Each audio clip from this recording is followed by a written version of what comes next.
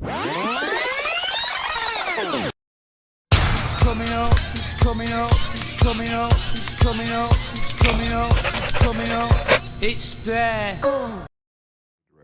Spielberg can't be compared with people like Mike Nichols or Barry Levinson. There is a place for mass entertainment, but it shouldn't be confused with art or quality award-winning filmmaking. Sometimes I think that statements like that are pretentious in themselves, because it sort of says that, you know, art is serious and art can't move you.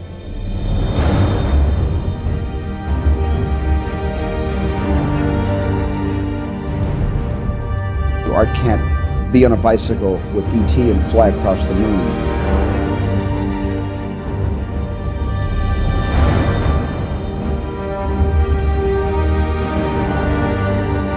That can't be art, because it takes your heart along with it to the sky, and it makes you feel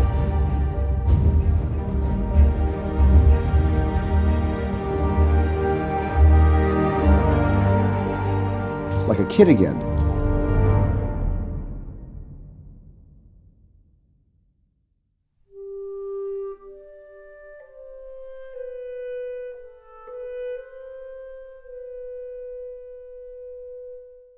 Ready Player One es un homenaje, una aventura vivida a través de un tributo que muy adecuadamente Steven Spielberg decidió dirigir, y que nos dejó con una de las grandes obras cinematográficas del siglo XXI. Y sí, es tentador hablar del libro y de que esto es una adaptación, pero ¿sabéis qué? Después de leerme la novela completa expresamente para este análisis, me he dado cuenta de que esta historia solo se puede contar a través de este medio, del cine, y no a través de la literatura, porque es inabarcable y además está muy mal estructurada. Conecté mucho más con los personajes de la cinta que con los del propio libro, y tal y como es la aventura planteada, no es nada disfrutable en papel. Vamos, que más 10 para la adaptación. Actualmente estamos viviendo en la etapa audiovisual de las distopías futuristas, y Steven Spielberg lo sabe. El problema de las distopías es que muchas veces se basan en la tecnología como principio del mal, siendo la base casi superflua la propia misantropía, el odio al ser humano, proponiendo distopías en las que la tecnología es el instrumento destructivo al servicio del ser humano, aunque en realidad el propio ser humano, cegado por su crueldad e ignorancia, está psicológicamente esclavizado por la que cree como su instrumento. Algo así como lo que decía Sam Elon en La Revolución de la Dialéctica, siendo instrumentos de nuestro propio estado mental dependiente y destructivo. Uno de los más claros ejemplos es Black Mirror, donde el propio creador admite ser un misántropo y que su serie no pretende criticar la tecnología, sino la crueldad natural que reside dentro del ser humano, y cómo a través de la tecnología la canaliza.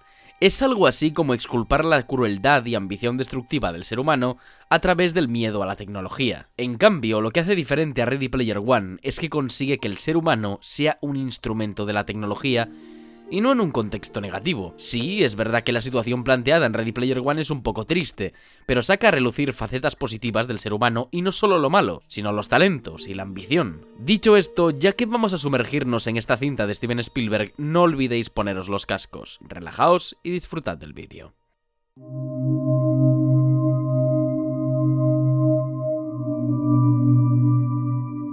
Dentro del universo distópico de Ready Player One, la tecnología para el ser humano es esperanzadora, es lo que le hace generar dinero, viajar, entretenerse con 1000 actividades y vivir. Pero a pesar de que se nos esté planteando este nuevo mundo como algo fascinante, no deja de ser irreal. Sobre eso es sobre lo que reflexiona la película. Platón postulaba en su obra política República una de las alegorías más famosas de la historia de la filosofía que podemos usar como hilo conductor de este filme: el mito de la caverna. Este mito se basaba en proponer una situación en la que 3 individuos desde su nacimiento fuesen inmovilizados y atados en lo profundo de una caverna, mirando fijamente un punto en una pared. Esto provocaría que los individuos no solo no conociesen el exterior, sino que lo único que verían sería esa pared durante toda su vida. Tras ello se supone un muro de media altura, y tras el muro una hoguera que iluminaría la estancia de los prisioneros. La hoguera estaría en esa posición para así, al colocar objetos frente a ella o al caminar personas random, se proyectaran sus sombras en la pared que verían los prisioneros. ¿Por qué? Pues supongo que porque en Grecia eran unos putos psicópatas. Se supone que haciendo eso, los prisioneros se pasarían durante toda su vida considerando las sombras de la pared como la vida real. Básicamente que las sombras eran lo único que conocían como algo auténtico. Pero entonces Platón proponía este paso, liberamos a uno de estos prisioneros, le obligamos a levantarse, a volverse la cabeza, a andar y mirar hacia el lado de la luz. No podrá hacer nada de esto sin sufrir. En la alegoría platónica, el prisionero liberado volvería con los demás prisioneros y trataría de convencerlos para salir al exterior a conocer la verdad, pero finalmente estos prisioneros no le creerían, se negarían a salir y además lo condenarían a muerte. El statement que quiere implementar Platón con esta alegoría es una crítica al sistema social, al sistema de valores, a todas aquellas personas empedernidamente dogmáticas e ignorantes que se niegan a explorar su subconsciente y autocuestionarse. Básicamente, los prisioneros que se negarían a ser partícipes de ser liberados son la representación de aquellas típicas personas que te dicen que ni machismo ni feminismo, igualitarismo, gente que no sale de sus 13 por mucho que quieras ayudarlas, gente que niega la sabiduría. El prisionero sería una representación de alguien que ha explorado el camino del conocimiento y que se ha deshecho de sus dogmas y ha encontrado la verdad. La hoguera sería ese sistema social y las sombras todo aquello que nos hace ver y creer, y la luz del sol, el exterior de la caverna, el conocimiento, la verdad, el mundo real. Esto llevaría a Platón a reflexionar sobre el dualismo espacial del ser humano, separando el conocimiento en una especie de running de la sapiencia, partiendo del mundo sensible y real y falso, hasta el mundo inteligible, de las ideas, el mundo real, el objetivo a alcanzar. Tal y como lo plantea Steven Spielberg en el mundo de Ready Player One, se trataría de una inversión del mito de la caverna. La película abre con Wade caminando por su barrio, que no es más que una montaña de podredumbre y chatarra, diciendo lo siguiente. I was born in 2027, after the corn syrup droughts, after the bandwidth riots, after people stopped trying to fix problems and just tried to outlive them. La gente quiso dejar de arreglar los problemas y decidió evitarlos. El mito de Ready Player One parte de ese mundo tan sumamente pobre, inmensamente ojalateño y disonante, y acaba en esto: Oasis. Oasis es el mundo sensible, son las sombras que proyecta el fuego, que no es más que la sociedad aceptando su propia derrota, un mundo ilusionante y fantástico, pero aún así falso e inerte. Se llama precisamente Oasis por la propia situación de la Tierra, es una trufa en un mar de lodo, una vía de evasión de la realidad para la sociedad, y de hecho, Wade lo sabe. Podría decirse que casi todo el mundo es consciente de esta situación, pero nadie hace nada para cambiarlo, porque ¿para qué? Se refiere a lo que dije hace un momento, el ser humano aceptando su derrota contra sí mismo. Incluso Spielberg quiere ilustrar esto con la guarida de Wade, que es una furgoneta oscura, cutre y tétrica, casi parece una caverna. Parece que Wade trata de esconderse lo máximo posible del exterior, un lugar en el que las gafas de realidad virtual de Wade proyectan falsas imágenes, como las sombras del mito de la caverna. El fuego que proyecta estas sombras es la creación de Halliday, es algo artificial, no es real. Es una creación del ser humano. Y nada más comenzar la película se nos plantea a Halliday como un genio visionario, pero en cambio, según avanza, descubrimos que Halliday no era más que un megalómano, traumatizado por su incapacidad de relacionarse con los demás. Y precisamente Oasis, y todos los easter eggs que plantea Halliday en su juego, es una introspección en su vida, en sus experiencias, y en un alma completamente rota. Y en todas sus examinaciones del pasado podemos ver que Halliday no rechazaba el mundo real, sino que no podía soportarlo, porque consideraba que no estaba hecho para él mismo. Básicamente el sueño de un idealista obseso. Y al final del viaje, en la última misión de todas, cuando se nos enseña el juego y el último reto de Halliday, se muestran sus verdaderas intenciones. En efecto, no estaba hecho para el mundo real, no estaba preparado para la verdad.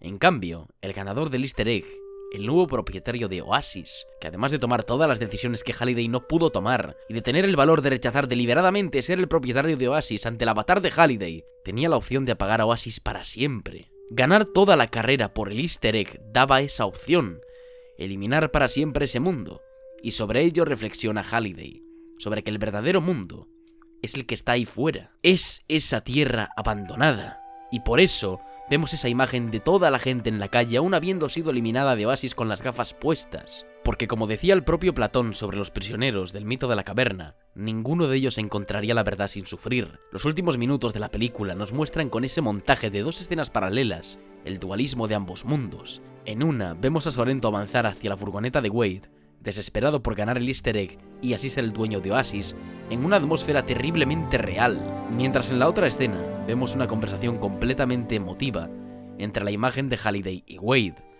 en la que Wade se da cuenta de que Oasis no es más que una ilusión. Este montaje finaliza cuando Wade observa el easter egg que le entrega Halliday y llora increíblemente acongojado, E incluso Sorrento, al observar el resplandor del mismo, se detiene y no puede acabar con Wade. Y entonces, tras esta imagen de ambos mundos, Wade mantiene la última conversación con Halliday. Y este es el clímax de la película que muy poca gente entendió. Wade pregunta a Halliday qué es, porque ve a Halliday tan natural en ese momento que no sabe distinguir si es un avatar o si es real. Y entonces sucede esto.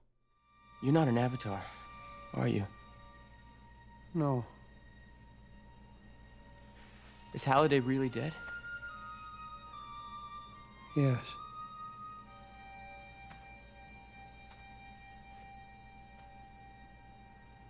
Then what are you?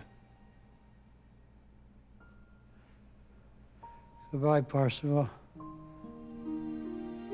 Thanks. Thanks for playing my game.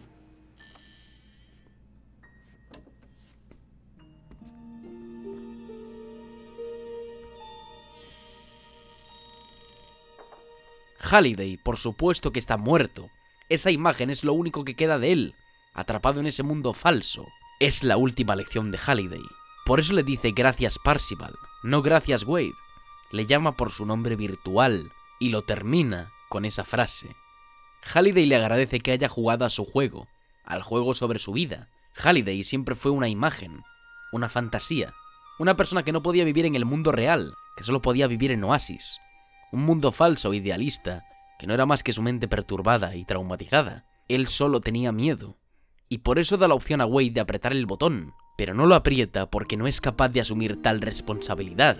Quizá fue esto por lo que el final me decepcionó tanto, porque a pesar de que la moraleja y subtexto de Spielberg quisiera tranquilizarnos y decirnos que el mundo de las ideas siempre estará ahí y que no dejará de existir, parece un final por los loles. Pero no lo es, porque incluso Wade besa a Samantha y firma la propiedad de Oasis a nombre de su clan, paralelizando con las malas decisiones de Halliday, dando la sensación de final completo y cerrando un ciclo.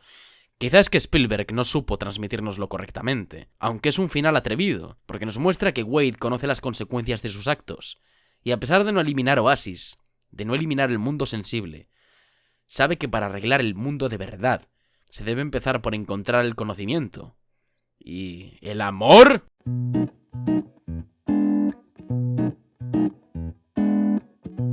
Uno de los principales problemas de Ready Player One es su trama amorosa. Wade se enamora de Samantha porque sí, porque es una tía y está buena, y ella de él porque, joder, es el puto Parzival. Este es otro problema porque es una subtrama bastante sosa. Spielberg quería introducirlo porque quería plantear un paralelismo entre Halliday con su amor fracasado y Wade con Samantha, y en ciertas ocasiones se puede apreciar mucha química entre ambos actores, pero hay muchos problemas de continuidad y el guión de este romance es peor que el de Harry Potter y Cho Chang. Pero eso no es algo nuevo. En casi todas las películas de Spielberg, este sacrifica la profundidad de sus personajes por la uniformidad de toda la historia, anteponiendo la importancia de la trama principal sobre las subtramas, dejando una sensación de pereza muy poco profesional, pero bueno, se lo paso porque si hay una de cal, hay otra de arena. Y si las subtramas son bastante flojeras, la trama principal es brutal. Esta subtrama en especial, a pesar de que resuelva muchas fases del guión, porque no vamos a engañarnos, este romance es necesario para la trama, trae problemas consigo porque no está nada madurado y parece una trama de Disney Channel. Le falta mucho planteamiento y finalmente parece que está hecha para el beso final tan cringe del palo ciudad topicazo. Y esto nos lleva al siguiente punto.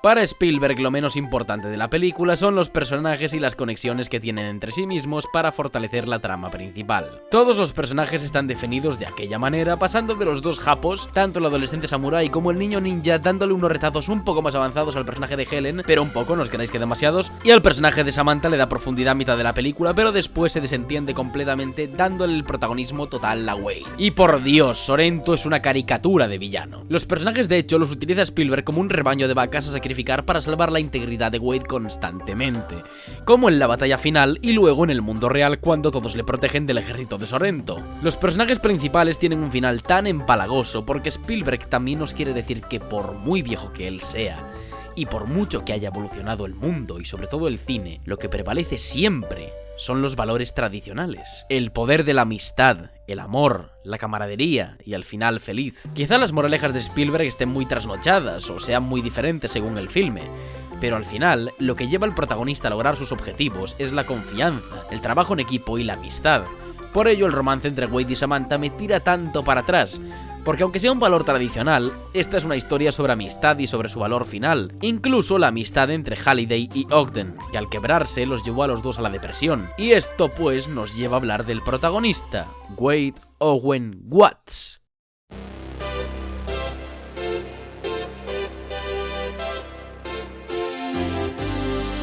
Ahora ahondaremos en el arquetipo de Wade porque es interesante explorar las referencias en un personaje que a priori no parece tan interesante. Al principio del análisis comentaba que esta historia es un homenaje, y sí, lo es. Por ello el protagonista es un retrato de los héroes clásicos del cine. Wade es un pringao cualquiera que resulta en el salvador del mundo porque está destinado a serlo. Para empezar, la película muestra ese conflicto entre su tía y su amante ludópata y cochambroso para dejarnos claro que los padres de Wade están muertos, por lo tanto es huérfano, como el 90% de los héroes. Pero si avanzamos un poco más nos lo dice el propio Wade. Se hace un zoom in hacia Wade porque está hablándonos y definiéndose. Menciona a Peter Parker y a Bruce Banner, los alter ego de Spider-Man y Hulk, que casualmente tampoco tienen padres.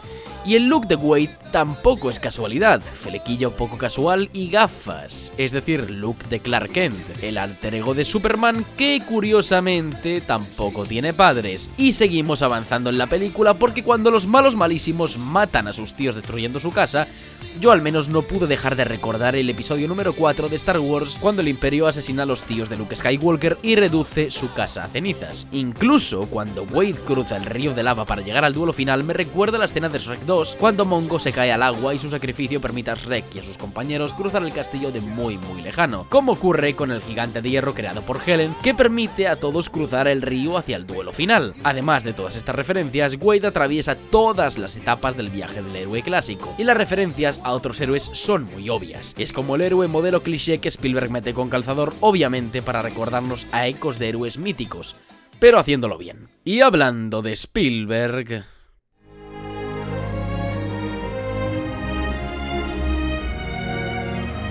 La dirección de Spielberg en esta película es exquisita, y por ello es de sus mejores películas. Por la dirección. Las referencias de Ready Player One parecen infinitas, y para enseñar todas con soniditos mientras salen ya tenéis a CinemaSin. Yo simplemente voy a explorar las referencias importantes y consistentes que precisamente Spielberg rinde a este filme con respecto al cine. Para empezar, ya os mencioné en un vídeo, aparte que resubí, que la BSO de Ready Player One, compuesta por Alan Silvestri, rinde tributo a Ennio Morricone, John Williams, James Horner y a su propia persona, captando en la banda sonora de Ready Player One la esencia de cada uno de estos compositores. Y si el propio Alan Silvestri basa su trabajo con la banda sonora sobre el concepto del homenaje, Spielberg hace lo propio con su dirección. Esta película es tan coral porque no tiene un concepto de dirección definido. A veces quiere una estética funky dicharachera y otras prefiere dejar respirar a los personajes y que desenvuelvan ellos la acción. En unas escenas prefiere tirar del plano secuencia y en otras requiere de demasiados cortes para darle dinamismo a la cinta. Esto parece que le quita cierto crédito a Spielberg por no tener un tono de dirección definido, que es algo muy importante al fin y al cabo en cualquier película. De hecho, incluso Jim Wynorski mantiene siempre el mismo estilo, que es una mierda,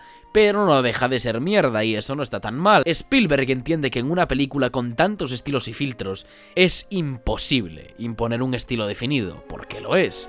De hecho, si impusiese un estilo seguramente estaríamos quejándonos de muchas escenas porque no están bien dirigidas. El objetivo siempre es quejarse, pero con Spielberg no hay razones. Ready Player One comienza con un plano atmosférico de Columbus, Ohio, en un futuro distópico bastante horrendo que nos recuerda al opening de Ridley Scott en Blade Runner. El contraste lo crea Spielberg introduciendo el tema Jump de Van Halen, que quizás sí hubiera sido distinto de utilizar cualquier otra música. Como pequeña ilustración, aquí tenéis el opening de Blade Runner con Jump y el de Ready Player One con el tema de opening de Blade Runner.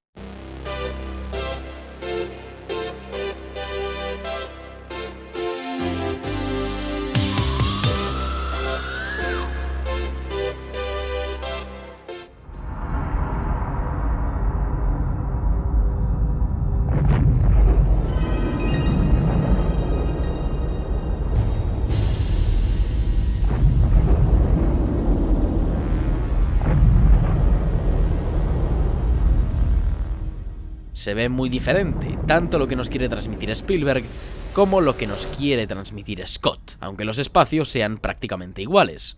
De hecho, a pesar de que Ready Player One no te mete 5000 minutos de créditos iniciales, presenta el espacio de la misma forma. Columbus, Ohio, 2045, Los Ángeles, 2019, y empieza con planos atmosféricos. Y no dudo que Spielberg pensara en Blade Runner para crear la introducción de Ready Player One ni un momento. La distopía de Blade Runner se toma su tiempo para plantar en el espectador la inmersión espaciotemporal, y tanto el escenario oscuro y lúgubre como la música, que es taciturna y no resuelta, deja caer que el futuro es sin duda misterioso, pero tampoco demasiado agradable. Por el contrario, Spielberg presenta con mucha rapidez el escenario, y la música contrasta con la imagen de una forma bastante atípica. La fotografía es sucia y cargada, y la industrialización parece haber finado a la estética urbana. Las caravanas se apilan unas encima de otras sin ningún orden ni concierto, y este mundo, lejos de ser excitantemente futurista, es feo, desagradable y bastante deprimente.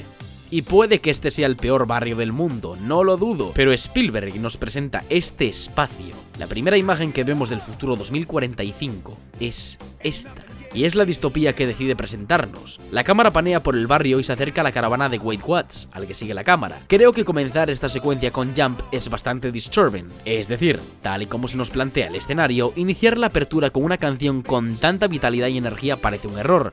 Pero he ahí donde reside la esencia de toda esta presentación. El mundo realmente no sabe cómo está. La ruina y podredumbre reinan en el barrio de Wade, y en cambio, la gente que se nos enfoca parece despreocupada e indiferente ante esta situación. Aparece un hombre recogiendo una pizza de un dron, una mujer bailando sensualmente sobre una barra de striptease, una niña jugando a saber qué y un tipo en una tabla de surf falsa emocionadísimo. Este mundo simplemente vive engañado y se relaciona con lo que dice Wade a continuación. ¿Por qué empezar la película con un tema dramático? Cuadraría tan bien con lo que nos cuenta Wade, pero ¿tendría el mismo significado? La premisa de esta cinta es lo que comentábamos antes del mito de la caverna. La gente vive engañada, excitada por una ilustración artificial que creen que les mantiene a salvo, y en vez de observar el mundo tal y como es, prefieren evitarlo. Incluso Wade, cuando baja la cuerda, se encuentra con una de sus vecinas, y esta le dice algo, y él ni mantiene contacto visual.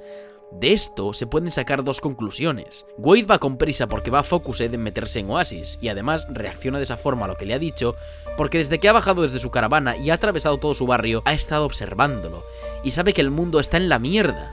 Esa mueca, ese acto, es de resignación, pero no por los demás, sino por él mismo. Sabe que está saliendo de su casa para encerrarse en otro sitio y poder disfrutar de Oasis. Sabe que ese paseo por el mundo real solo es un itinerario hacia un mundo falso. Todo ese camino, atravesando su barrio, culmina en esta escena, porque Wade sabe que el mundo es una mierda y no va a hacer nada por cambiarlo. Y esto con 2 minutos de película, porque sí, porque es el puto Spielberg. Además de todo esto, también decir que el desarrollo de la secuencia es una clara referencia a otro opening, y esta vez de Hitchcock, en la película La ventana indiscreta. O sea que Ready Player One nos presenta en tan solo una secuencia el espacio, subtexto y premisa de toda la película, con unos cuantos planos, una canción de fondo y unas 3 frases de un adolescente. Y sin tirárnoslo a la cara.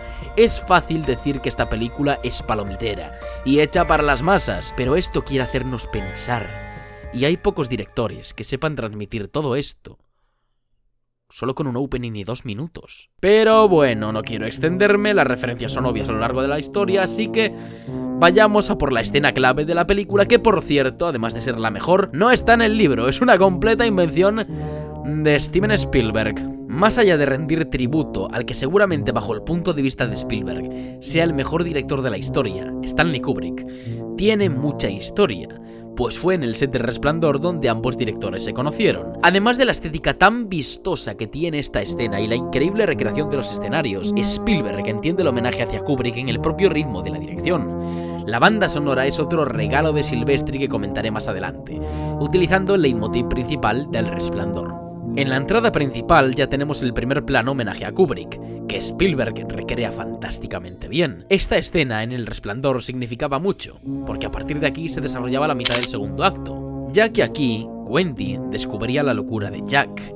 Aquí pues se empieza a desarrollar la mitad del segundo acto, a partir de este plano. El homenaje es claro, pero trivial. Las niñas aparecen para hacer la risa, la sangre del ascensor se convierte en un chorreo del aquapark, la tía desnuda que era una representación de la locura y depravación de Jack se convierte en una ninja asesina.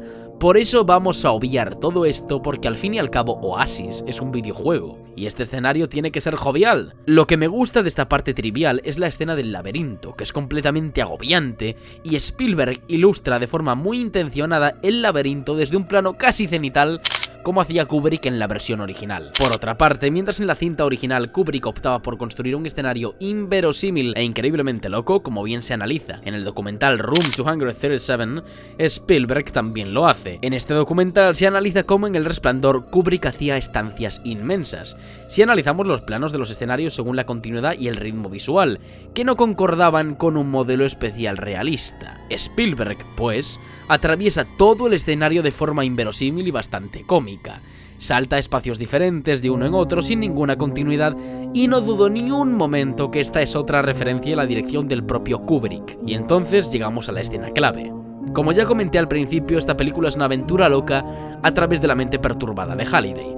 Ojo, con perturbada quiero decir traumatizada, tampoco es que estuviese loquísimo. Parte de la personalidad de Halliday que agrava su depresión es que nunca pudo tener valor para entrarle a la chorba que le gustaba, la que después se casaría con su compañero rompebragas Ogden Morrow. La escena del Resplandor es importantísima, porque ilustra esto de forma magistral. Atención, se viene spoiler del Resplandor, aunque si estás viendo esto a estas alturas, supongo que ya la has visto o simplemente te la pela verla, entonces debo decirte que eres una asquerosa persona. Pero bueno, prosigamos. El Resplandor acababa con esta secuencia.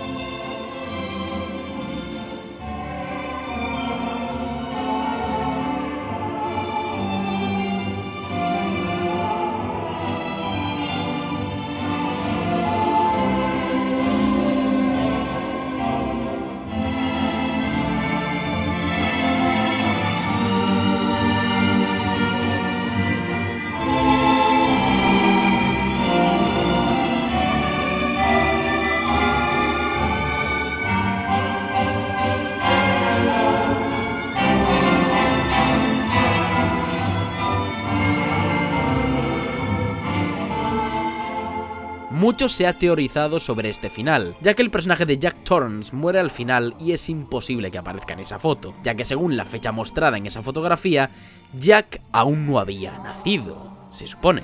La teoría que coge más fuerza en este punto es que el personaje de Torrance es una reencarnación de ese tipo de la fotografía, ya que al principio de la película Jack dice en reiteradas ocasiones que ese sitio le suena, como si ya hubiese estado antes. Pero hay otra teoría que me gusta más. Toda la película se basa en cómo la mente de Jack se pervierte hasta un punto en el que pierde la cabeza completamente y es consumido por el aura maldita del hotel. La representación de la mente de Jack es del ascensor con sangre. Es como la mente de Jack perdiendo el rumbo, y cuando la pierde del todo es cuando la visión de la sangre inunda el pasillo y mancha la lente de la cámara. Por eso ese plano es tan importante y tiene tanto peso dramático en la cinta. La mente de Jack es perturbada por la maldición misteriosa que pesa sobre el hotel, y eso es lo que le hace ver fantasmas, lo que crea su visión de la tipa desnuda, etc. Y al final, su espíritu y mente quiebran, y esto provoca que cuando muere, se quede atrapado en ese hotel que le ha consumido para siempre. Ese plano final, con Midnight Stars on You, mientras el traveling avanza impasible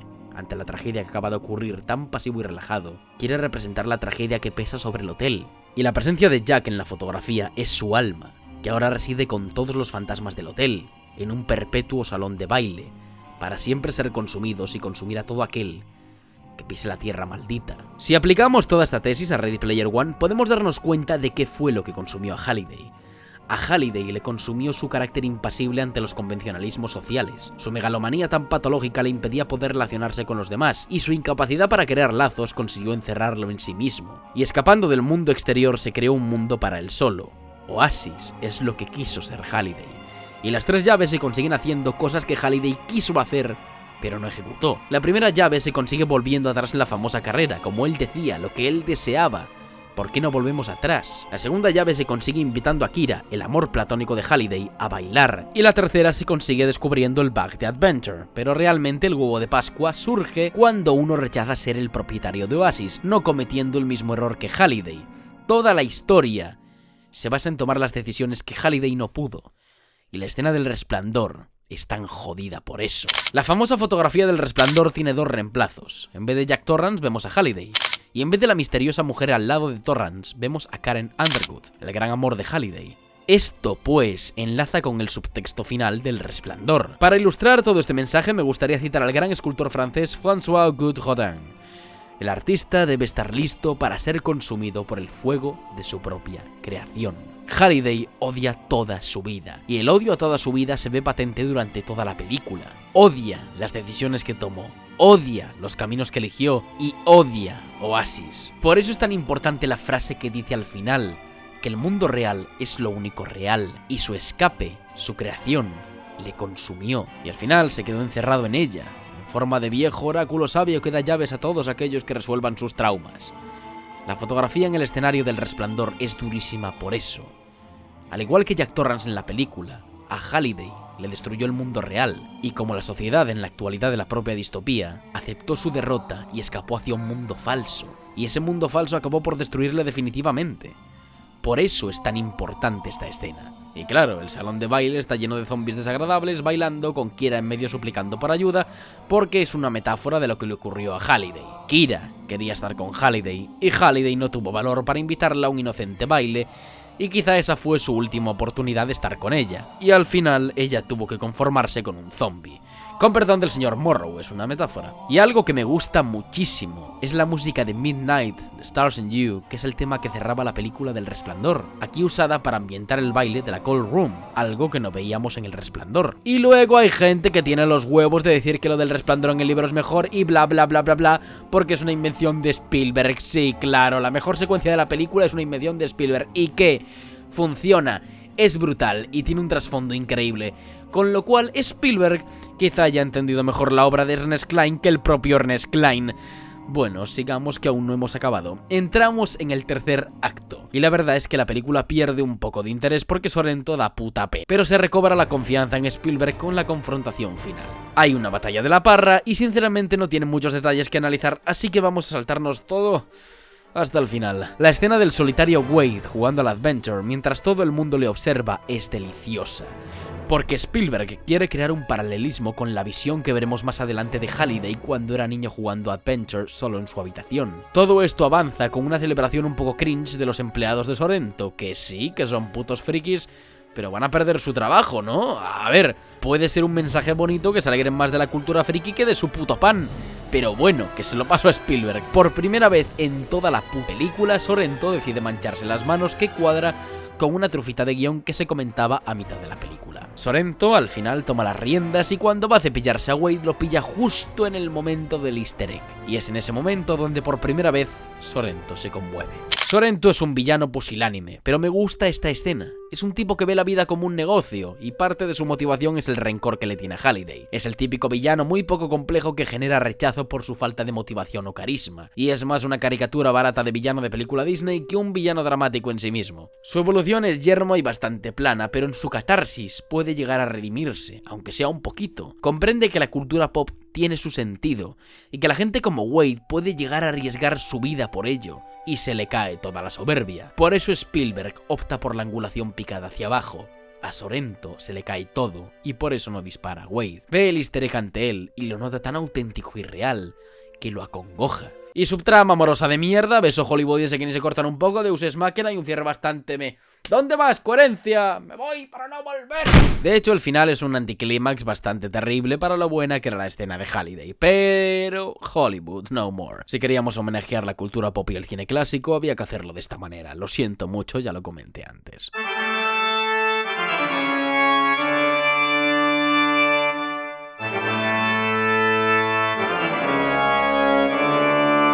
La banda sonora de Ready Player One es un homenaje a la cultura y música pop, pero la versión original y creada por Alan Silvestri es otro homenaje a su manera.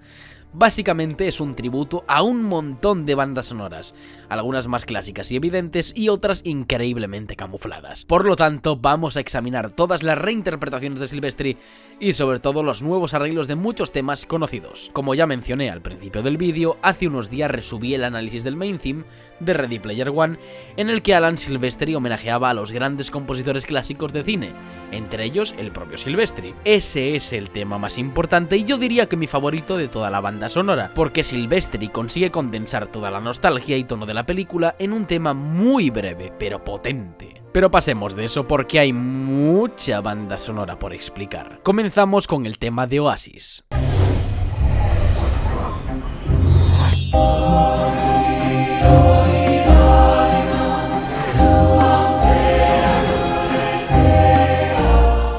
Este es un tema melodiosamente precioso, con una armonía sencilla y con esos toques de magia conseguidísimos por lo que probablemente sean triángulos de percusión, y además con el coro, que es la voz cantante de todo el tema. Este tema es irremediablemente una interpretación un poco harrypoteña, si podemos inventarnos el adjetivo, del main theme de Avatar, compuesto por el fallecido pero inolvidable James Horner. El tema está a una octava más arriba de lo normal y en ocasiones baja acordes menores para generar una sensación de grandeza, con la caída y un resurgimiento de notas mucho más alto. Según avanza y como se intercalan los golpes típicos de James Horner, como su técnica de parabara, nos suena a la increíble banda sonora del compositor estadounidense.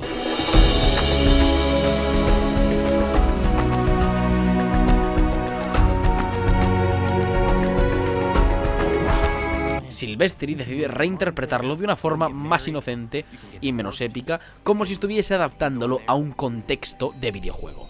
Eso crea un tema popular, grandilocuente y perspicaz. Así que ya tenemos la primera referencia a James Horner en el tema de Oasis. Luego, en el tema de la muerte de Halliday, escuchamos, como no podía ser de otra manera, el tema funerario funky por excelencia, la tocata y fuga en de menor de Bach. And what he left behind changed everything.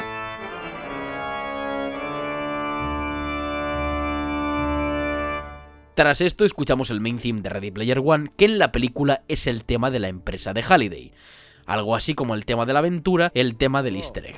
Y entonces, cuando vemos a Halliday con su atuendo y sobre ese trono en lo que parece ser un desierto, Silvestri opta por introducir el famosísimo leitmotiv de Lawrence de Arabia, con notas largas e intensas en una escala oriental, un homenaje al también fallecido Maurice Jarre, que por cierto tiene 3 Oscars a Mejor Banda Sonora Original, uno de los más laureados en este apartado.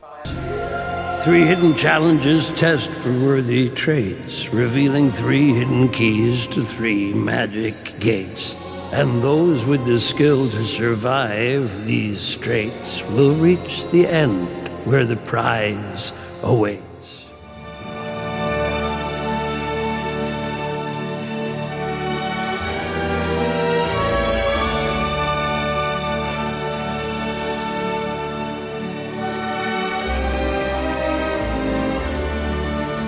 Pasamos más adelante a la famosa carrera en la que Wade se percata del secreto oculto para conseguir la primera llave. Comienza con el tema del easter egg unas octavas más arriba de lo normal y suave. Y de repente, cuando Wade marcha hacia la carrera, Alan Silvestri nos introduce su esencia de superhéroe, que por cierto también utiliza mucho en Infinity War. Eso es lo que yo llamo usualmente un redoble de superhéroe. Y además suena al final del tema de los Vengadores. Back!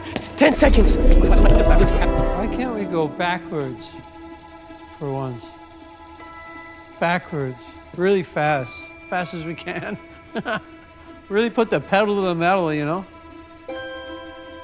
Bill and Ted did it.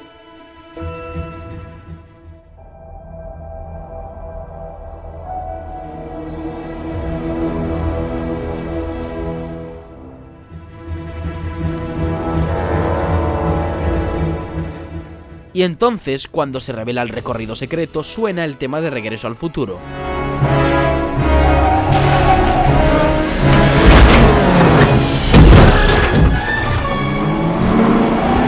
Pero esto no acaba aquí, porque a Alan Silvestri no le parecían suficientes las referencias, ya que introduce el tema de King Kong de la película del año 1933 compuesto por Max Steiner.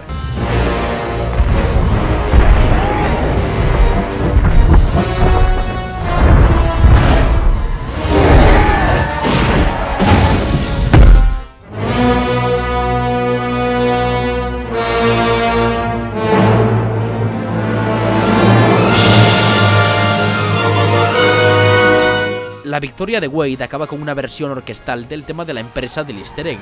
Incluso la película lo caricaturiza como un tema diegético. Wade consigue la primera llave y por supuesto suena el tema a modo de victoria. Y llegamos a mi segundo tema favorito de la BSO, un pequeño homenajillo de Alan Silvestri a Hans Zimmer, reinterpretando el tema de Jack Sparrow en Piratas del Caribe para esta maravilla de escena entre Sorrento y iRock. Consecuencia de cuerdas, un solo de clarinete delicioso y una parte del tema tocada en 3x4. Un calco de estructura, pero sobre una escala un poco más disonante, por así decirlo. Un tema genial para una escena sencillamente fantástica. Here he is. The steampunk pirate king. I knew him well, Sorrento. There are only three things in this world I hate. Steampunk, pirates, and tabbouleh. I mean, why do they even have it? Is there a reason we're meeting here? Yes, Nolan.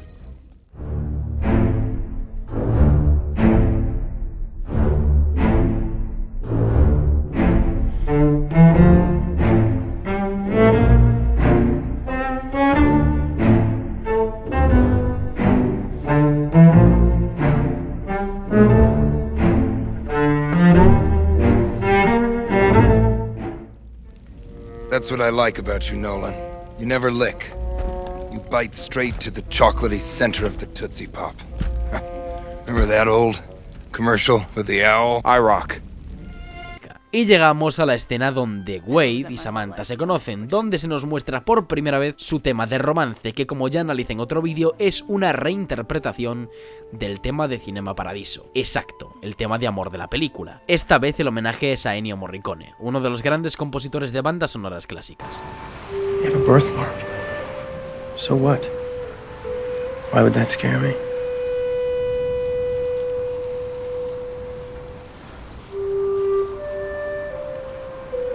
See, if I hurt you, I'm sorry. No, it's...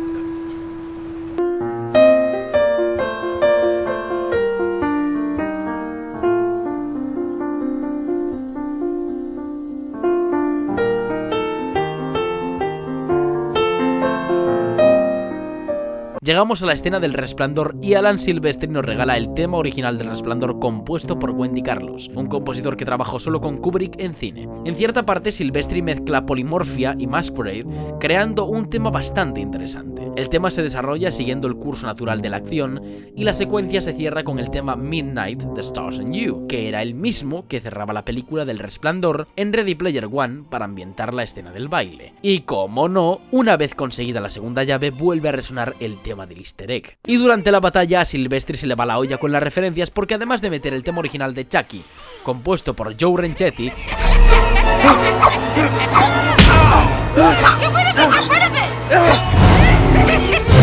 Fucking Chucky!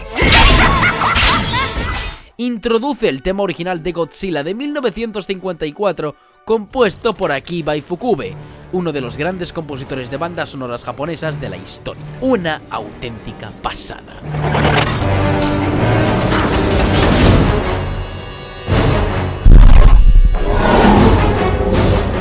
Mechagodzilla!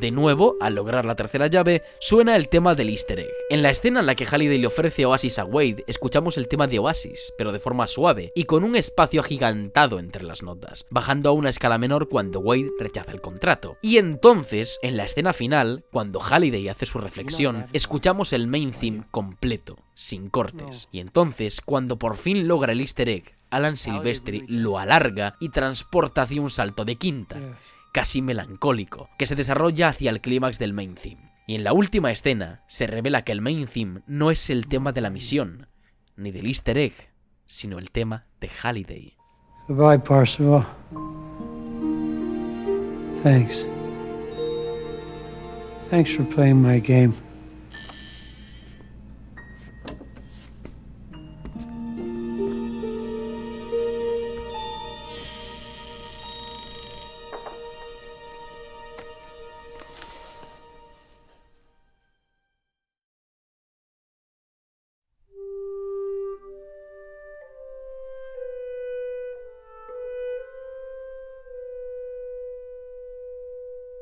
Puede que Ready Player One no sea la mejor película de Steven Spielberg. Estamos hablando de uno de los más grandes directores de la historia, no de Zack Snyder. Pero puede ser una de sus mejores direcciones, y muy probablemente en unos años se convertirá en un filme de culto. Su mensaje es profundo, su homenaje hace justicia al cine, su trabajo junto a Silvestri es inigualable, y la película en su conjunto es un sobresaliente muy alto. Sí, ha tenido errores y muy probablemente el 90% de los espectadores que han visto esta joya se han quedado solo con las referencias y lo chulos que son los efectos especiales. Quizás sea culpa de Spielberg por no focusearse o por no centralizar el motivo principal de la obra en un foco central, pero al final lo que nos queda es esto, una de las últimas películas de Steven Spielberg, un homenaje al cine y a la cultura pop con todos sus amantes y creadores, y una obra maestra del siglo XXI. Sin mucho más, me despido. Un saludo y Valar Morgulis.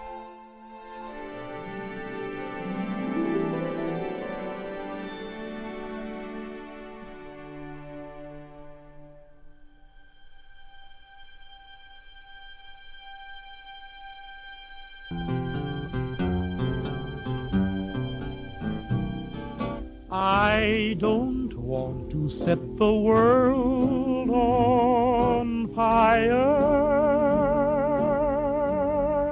I just want to start a flame in your heart.